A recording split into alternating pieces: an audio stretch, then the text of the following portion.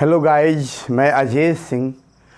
अभी हम लोग फिजिक्स में देखेंगे टेंशन का फोर्स जो स्ट्रिंग में क्रिएट होता है उसको नॉर्मली भी और मोलिकुलर लेवल पर भी, दोनों ही वे से। देखिए, ये एक ब्लॉक है जो स्ट्रिंग से अटैच है और ये स्ट्रिंग एक रिजिड सपोर्ट से अटैच है। तो नॉर्मली पहले टेंशन का फोर्स देख रहे हैं। इस पर mg फोर्स वर्टिकली डाउनवर्ड लगेगा। ये आप लोगों को पता है कि ग्रेविटेशनल फोर्स जो होता है वह Gm1m2 अपॉन आर स्क्वायर होता है। लेकिन जब अर्थ के लिए ग्रेविटी की बात करते हैं किसी बॉडी पर, अर्थ द्वारा अप्लाइड ग्रेविटेशनल फोर्स की बात करते हैं, यानी ग्रेविटी की बात करते हैं, तो हम लोग बॉडी यदि छोटा है तो mg फोर्स ले लेते हैं। कहाँ की ओर? अर्थ के सेंटर की ओर। m मतलब मास ऑफ द बॉडी और g मतलब एक्सेलरेशन ड्यू टू ग्रेविटी, जो आप लोग जानते हैं। तो mg फोर्स अर्थ के सेंटर की ओर यानी वर्टिकली डाउनवर्ड डायरेक्शन में ले लेते हैं ग्रेविटेशनल फोर्स किसी भी बॉडी पर। तो यह mg फोर्स ग्रेविटी हो गया, ग्रेविटेशनल फोर्स हो गया नीचे की ओर। अब आप लोग न्यूटन के सेकंड लॉ ऑफ मोशन से, न्यूटन का सेकंड लॉ ऑफ मोशन क्या है? F = ma। ये वेक्टर फॉर्म में ऐसे होता है। तो इससे A = F/m होगा।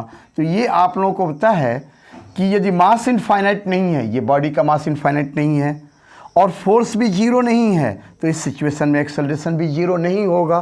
तो यदि इस पर केवल mg फोर्स नीचे की ओर होगा तब रिजल्टेंट फोर्स नीचे मिल रहा है, जिससे इसे एक्सेलरेट होना चाहिए नीचे की ओर वर्टिकली डाउनवर्ड डायरेक्शन में, लेकिन एक्सेलरेट नहीं हो रहा है। इसका अर्थ है इस पर रिजल्टेंट फोर्स कितना है? जीरो है। तो अब रिजल्टेंट फोर्स जीरो है, इसका अर्थ है कि इस mg के ओपोजिट डायरेक्शन में कोई ना कोई फोर्स लग रहा है। वही फोर्स होता है यहाँ पर स्ट्रिंग में टेंशन, जो mg के ओपोजिट होता है और मैग्नीट्यूड में mg के इक्वल होता है। डायरेक्शन ओपोजिट और मैग्नीट्यूड इक्वल, यही टेंशन का फोर्स स्ट्रिंग में होता है, जिसे आप नॉर्मली समझ गए होंगे। यही सिचुएशन यहाँ भी होगा। इसमें भी टेंशन का फोर्स हरदम सिस्टम से ओपोजिट होता है। तो यहाँ टेंशन जो हो गया वो बॉडी से ओपोजिट हो गया। अब यहाँ बी ब्लॉक पर टेंशन देखें तो इसका डायरेक्शन बॉडी बी से ओपोजिट डायरेक्शन में बाहर की ओर होगा। इस टेंशन को हम T1 एज्यूम कर लेते हैं, क्योंकि दो स्ट्रिंग्स हैं, एक स्ट्रिंग यह है, एक स्ट्रिंग यह है। तो दोनों स्ट्रिंग्स में टेंशन क्या होगा? डिफरेंट होगा। हाँ, एक स्ट्रिंग के सारे पॉइंट पर टेंशन का वैल्यू सेम होगा। कब? उसके लिए कंडीशन है कि जब वो स्ट्रिंग जो हो लाइट हो, यानी मास नेग्लिजिबल हो स्ट्रिंग का, तब जाके एक स्ट्रिंग के सारे पॉइंट पर टेंशन का वैल्यू सेम होता है। हाँ, डायरेक्शन डिपेंड करता है सिस्टम की, किसको सिस्टम ले रहा है, किसको हम बॉडी के रूप में कंसीडर कर रहे हैं। जिसको बॉडी के रूप में कंसीडर करेंगे उसके ओपोजिट डायरेक्शन में, उस सिस्टम के या उस बॉडी के ओपोजिट डायरेक्शन में टेंशन होगा, स्ट्रिंग के अलोंग होगा। तो यह स्ट्रिंग यदि लाइट है तो टेंशन का फोर्स यहाँ पर T1 बाहर की ओर, यहाँ पर टेंशन का फोर्स A पर देखें तो ऊपर की ओर, सिस्टम से ओपोजिट। और ये स्ट्रिंग को लाइट मान लिए हैं तो T1 वैल्यू सेम दोनों जगह हो जाएगा। यहाँ पर बी ब्लॉक पर जो टेंशन लग रहा है ये इस टेंशन से अलग होगा मैग्नीट्यूड में, तो इसको हम T2 एज्यूम कर लेते हैं। तो C पर भी स्ट्रिंग के लाइट होने के सिचुएशन में T2 होगा। ठीक है, अब हम मोलिकुलर लेवल पर टेंशन को समझ रहे हैं। तो ये ध्यान दीजिए कि ए का मोलिकुल यहाँ पर बी के नज़दीक के, ये बी नहीं, ए का मोलिकुल और स्ट्रिंग के मोलिकुल्स जो क्लोज के हैं, ए के मोलिकुल और स्ट्रिंग का जो मोलिकुल एक दूसरे के क्लोज में हैं, नेबरिंग मोलिकुल्स, एक दूसरे के साथ मोलिकुलर बॉन्ड बना लेते हैं। और मोलिकुलर बॉन्ड बनने के कारण उनके बीच में इंटरमोलिकुलर फोर्स वर्क करता है। जो डिस्टेंस इंक्रीज होने पर, दो मोलिकुल्स के बीच का डिस्टेंस इंक्रीज होने पर इंटरमोलिकुलर फोर्स ऑफ अट्रैक्शन लगता है। डिस्टेंस किससे इंक्रीज होने पर? इंटरमोलिकुलर रेंज, यानी नेचुरल डिस्टेंस से इंक्रीज होने पर, नेचुरल डिस्टेंस टू मोलिकुल्स के बीच का जो होता है उससे डिस्टेंस इंक्रीज होता है, तो जो इंटरमोलिकुलर रेंज फोर्स लगता है वह फोर्स ऑफ अट्रैक्शन होता है। और जब दो मोलिकुल्स के बीच का डिस्टेंस इंटरमोलिकुलर रेंज से कम हो जाता है, नेबरिंग मोलिकुल्स की बात हो रही है, तब फोर्स ऑफ रिपल्सन लगता है। एक दूसरे पर फोर्स ऑफ रिपल्सन लगाते हैं। कि दोनों मॉलिक्यूल के बीच का डिस्टेंस मेंटेन रहे, जो नेचुरल डिस्टेंस यानी इंटरमोलिकुलर रेंज के इक्वल रहे।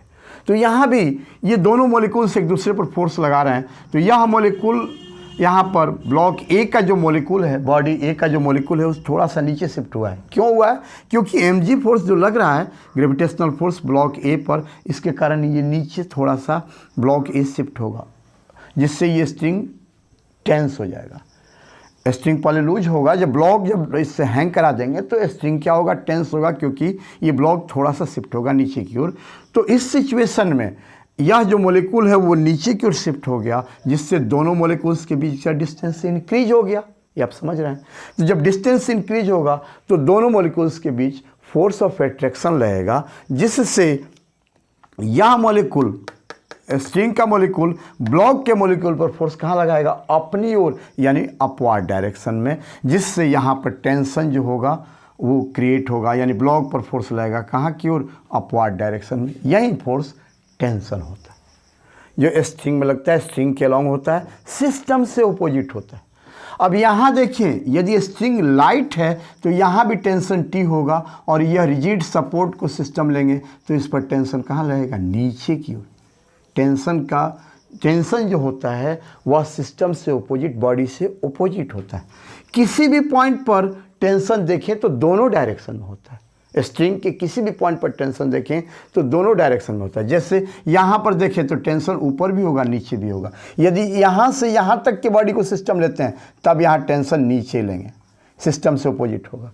और जब इधर से यहाँ से लेकर के यहाँ तक के बॉडी को, पूरे बॉडी को सिस्टम लेते हैं, तब टेंशन कहाँ हो जाएगा? ऊपर हो जाएगा। तो किसी पॉइंट पर दोनों डायरेक्शन में होता है, सिस्टम से अपोजिट लेना है। Tension always opposite to the system होता है, टुवार्ड अलोंग द स्ट्रिंग होता है, स्ट्रिंग के अलोंग, सिस्टम से अपोजिट, सिस्टम मतलब बॉडी से opposite.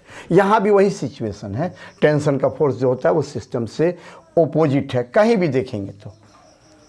Okay guys, next video में फिर हम लोग मिलेंगे।